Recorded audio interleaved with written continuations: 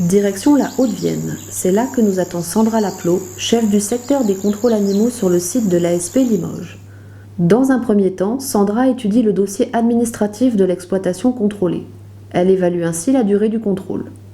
Dans les 5 jours qui précèdent le contrôle, Sandra réalise des extractions depuis la base de données nationale d'identification, BDNI. Cette base recense toutes les informations liées aux détenteurs d'animaux, aux exploitations, aux animaux, à leurs mouvements et à leur identification. Depuis cette base, Sandra édite l'inventaire des animaux à contrôler. Elle sort aussi la liste des mouvements déclarés par l'agriculteur sur les 12 derniers mois. Les mouvements qu'il est tenu de notifier, c'est tous les mouvements d'animaux, que ce soit les naissances, les achats, les ventes, les entrées en pension, les morts. Enfin, elle détermine un échantillon représentatif de justificatifs qu'elle contrôlera sur place. Il peut s'agir de factures liées à la vente d'un animal ou encore de bons d'équarrissage. L'idée, c'est de prouver que les informations qui sont saisies dans la BDNI sont fiables. 48 heures avant le contrôle, Sandra prévient l'agriculteur de sa venue, par courrier puis par téléphone. Le courrier indique à l'exploitant l'objet et la durée prévue du contrôle, la date et l'heure du rendez-vous, et enfin la liste des documents qu'il devra présenter. Un guide des contrôles PAC, joint au courrier, lui explique le déroulement du contrôle. Sandra téléphone ensuite à l'éleveur pour confirmer le rendez-vous et répondre à ses questions. Bonjour. Bonjour. Sandra Laplot, contrôleur ASP. Stéphane Demont, Gaïc de combat. C'est vous que j'ai eu au téléphone hier? Ouais, c'est moi. On a eu bovin au vin et une fois pour les surfaces aussi. D'accord. Elle vérifie d'abord que chaque bovin dispose d'un passeport et d'une carte verte.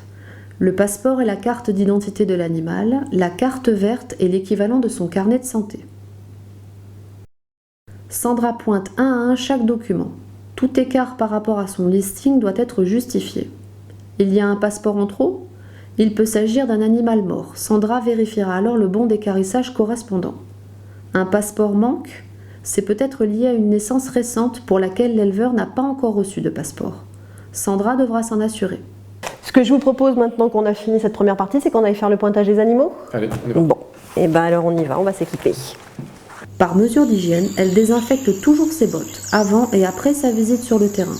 Elle contrôle lot par lot les animaux présents dans chaque bâtiment et sur chaque parcelle.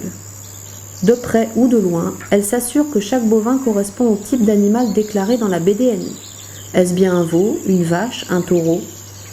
Elle vérifie aussi que chaque animal dispose de 2 boucles agréées, une à chaque oreille. Enfin, elle pointe un à un chaque bovin grâce au numéro d'identification unique présent sur ces boucles. 1, 2, 3, 4, 5, 6, 7, 8. Alors j'ai compté d'abord combien j'avais d'animaux dans mon lot. Je l'ai reporté sur ma feuille de pointage de lot. Donc je suis en bâtiment, j'ai 8 mâles. J'ai lu ensuite les numéros des boucles.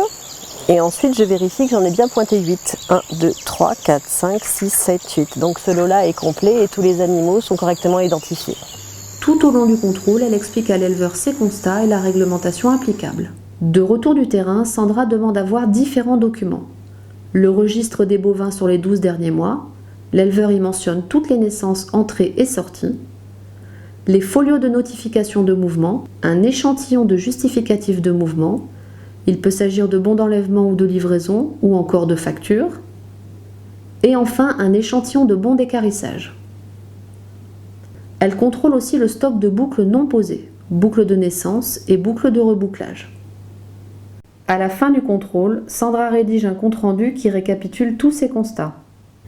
Ce compte-rendu compte 4 feuillets, un pour l'ASP, un pour la Direction départementale de protection des populations, un autre pour la Direction départementale des territoires, DDT, et le dernier pour l'exploitant. Sandra remet aussi à l'éleveur une fiche d'observation. L'exploitant dispose d'un délai de 10 jours pour retourner cette fiche et d'éventuels justificatifs complémentaires. Bon, eh bien je vous remercie beaucoup, je vous souhaite une bonne fin de journée. Et bien pareillement, bon courage. Au revoir et merci. De retour au bureau, le dossier est supervisé par un autre contrôleur de l'ASP.